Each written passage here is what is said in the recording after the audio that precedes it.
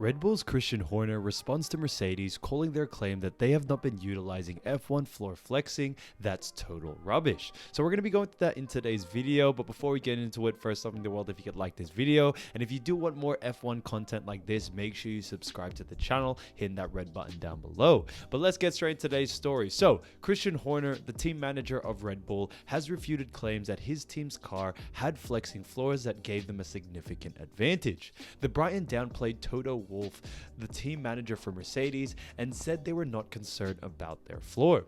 Horner responded as follows when asked by Motorsport Network if the allegations were accurate. "That is complete nonsense. Total nonsense. I believe the problems here are mixed up. I don't know, maybe he's talking about the cars that are right now around him. I don't know, but on our floor there aren't any problems or worries at all." At the Austrian Grand Prix, the team principal for Mercedes had speculated that Red Bull and Ferrari might be using skid blocks or a flexible plank on the floor to contain their porpoising. In accordance with Wolff, the floor and skid blocks were under investigation after the FIA identified the problem at the most recent TAC meeting. The floor of their car is not a concern for them, Horner asserted in response to any such claims. Wolff has also suggested that some of their competitors' floors may be flexing or moving more than is permitted. Wolff described the two strategies their rivals employed. In fact, some teams have skids that essentially vanish when the car hits the ground. Skids exist because they place a limit on how much plank wear you can have. Additionally, it is obviously against the rules if a skid can miraculously vanish to the floor. He continued saying, "The second item is a plank that is able to deflect, or more generally, that moves farther than the tolerance should be. 1 millimeter is the tolerance. Additionally, you obviously gain some performance if a plank moves up by the car by many more millimeters." So by Spa, Mercedes anticipates that some of the strategies employed by Red Bull and Ferrari will be gone. And this may be one reason why Red Bull and Ferrari have been really outperforming compared to Mercedes over the past season, and it may be interesting to see how they attack this. So Christian Horner, the team manager for Red Bull, suggested that the TAC meeting's technical directive concentrates solely on preventing porpoising and safety. The Mercedes principal believes that when the technical directive is put into effect in Belgium, the skid block maneuvers used by Ferrari and Red Bull will be eliminated. The French Grand Prix had set a deadline for introducing the TD, but after discussion at the previous meeting, the date has been moved to Belgium. Over the course of the Austrian Grand Prix weekend, the Mercedes CEO said, "I believe the first one, the skid tricks, will become obsolete for Spa because, allegedly, skid material is not available. Additionally, the regulations for the following year will make the second one clearer." So when it comes to all of this, I think it is really important to see what both sides are saying when it comes to this situation. In a statement to Motorsport Network, Horner described the porpoising problems and the technical directive main points. The technical directive is obviously concentrated on the porpoising and bouncing that some cars have experienced. The TAC, which is the appropriate forum for it, should continue the conversation, in my opinion. He continued saying, "Obviously, we saw at Silverstone that it had no real impact on the cars. The question is it competitors' responsibility to ensure that their car is safe, or is it FIA's responsibility to ensure that the competitors run their car safely? The porpoising controversy shows that there is a disagreement among teams regarding the technical directive.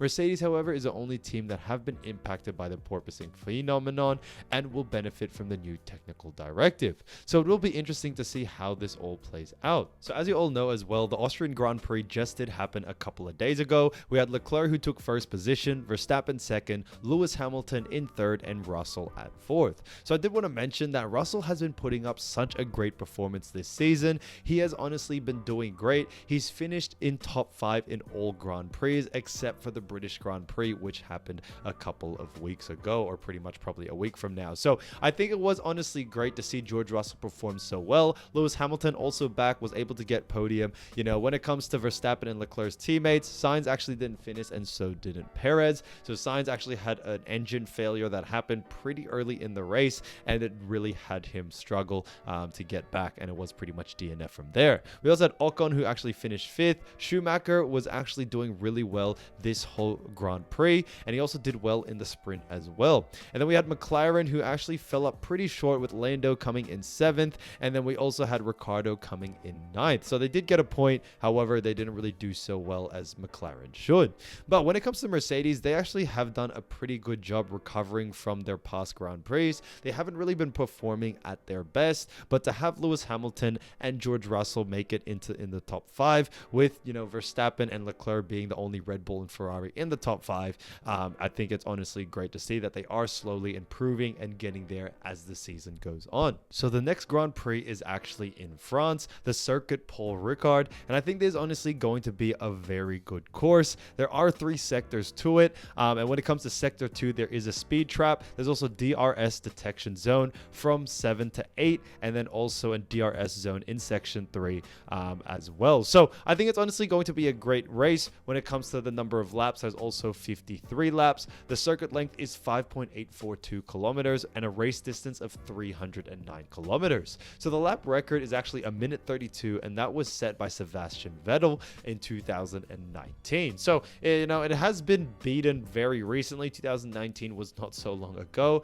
and I think it's honestly going to be a great race, both for Mercedes, for McLaren, and also, you know, adding Red Bull and Ferrari in that mix as well. So, you know, this race is going to be a really big moment for Mercedes to see if they really have switched it on. They've been doing pretty well, especially Lewis Hamilton over the past couple of Grand Prix, but the France one is really going to show whether they're actually back in it and, you know, getting to that podium position and also being a powerhouse again, because Ferrari and Red Bull have really been stepping out of their comfort zone and pushing the limits on what is possible. So, you know, this is honestly Mercedes' best chance to actually turn this around. They haven't really been performing so well. George Russell has really done a lot when it comes to staying in it, and Lewis Hamilton is following and also doing great things as of the last Grand Prix. So this will be interesting. 22 to 24th of July it's going to be, so very, very soon, not too long to go. I know the Austrian Grand Prix just did happen, but I think everyone can say that, you know, we're already looking forward to the next Grand Prix, which will be happening in France. Now, Lewis Hamilton also praises great recovery as he fires warning to Red Bull and Ferrari. So Lewis Hamilton, as we all know, secured his 1st podium of the season at the Austrian Grand Prix as Mercedes bounced back after a bad start to the weekend. Lewis Hamilton has warned Mercedes are slowly eating into Red Bull and Ferrari as he praised the team for a great recovery. So, you know, Lewis Hamilton has a lot of confidence in Mercedes that they are turning this around and that Red Bull and Ferrari should watch out. So Hamilton's weekend got off to a bad start on Friday after he crashed in quarter 3, minutes before teammate George Russell almost lost control as well. So it didn't really come off at a great start. However, the team took advantage of Carlos Sainz's mechanical failure and Sergio Perez's early retirement to claim another podium in Spielberg. When asked if he felt 3rd was a good result for the Mercedes driver, Hamilton simply replied, "Definitely." He added, "Especially after a difficult Friday with the crash. I said sorry to the team, of course, but so proud of everyone for working so hard to rebuild the car, and also proud of everyone back at the factory for continuing to work hard." And I think it was really great to see that. Yes, it may not be the result of getting 1st position or, you know, pole position as well when it came to qualifying, but when it comes to what they have achieved so far from where they started this season, I think they are doing a tremendous job. And I think Mercedes are only getting better as time goes on. And that's the thing with big, you know, teams such as Mercedes. And, you know, I would have to say the same with Red Bull and Ferrari. Yes, they are, you know, may get off to a bad start 1 or 2 seasons, but when it comes to the team behind it, they know how to turn it around. They've been at the top and they know what it takes in order to win. So I think it's honestly great to see that. And Lewis Hamilton has definitely got the confidence in his team that they are going to continue to push and push even further. So Lewis Hamilton actually said this: "I don't know what they did with those bits that I desired, but hopefully we have some new benefits to come after that. This is a great recovery for us as a team to get a 3rd and a 4th. It really great points. We've just got to keep our heads down and keep chipping away. We are slowly eating into the guys ahead, but they are still pretty quick." And that is pretty true, guys. I do have to say that Red Bull and also Ferrari are in a league of its own, but that gap is slowly closing closing as time goes on. Hamilton's race engineer Marcus Dudley claimed the 7-time champion was on course for a top 3 after his qualifying crash on Friday, but the team appeared to struggle for pace in yesterday's sprint race, with Russell unable to get on terms with Max Verstappen and 2 Ferraris in front.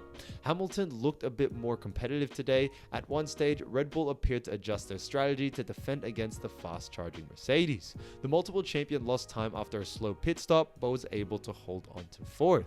He was promoted onto the podium after Sainz's car burst into flames in the closing stages after another mechanical issue for Ferrari. Hamilton admitted his car didn't feel the same after his crash on Friday, meaning the silver arrows could have possibly ended up closer to the 2 leaders. So it really did give them a great opportunity, and sometimes you have to take those opportunities. I know people say, so yeah, it's kind of luck that Sainz actually had a mechanical failure, but at the end of the day, an opportunity still arises, and every other racer besides Verstappen and Leclerc have an opportunity to get on the podium and get 3rd place. So, Lewis Hamilton took advantage of it, and George Russell also did take advantage of it. He couldn't get in front of his teammate, but I think it is honestly fantastic to see how it's all played out. So we got exciting things ahead. The Austrian Grand Prix just did happen, and then we got the France Grand Prix coming up on the 22nd of July. So very exciting stuff. We obviously love being in the season when it comes to F1. It's honestly going to be fantastic when the next Grand Prix comes around. But for now, there's still a lot of work Mercedes need to do, and Christian Horner is also not very happy. So thanks so much for watching today's video, guys. I hope you did enjoy.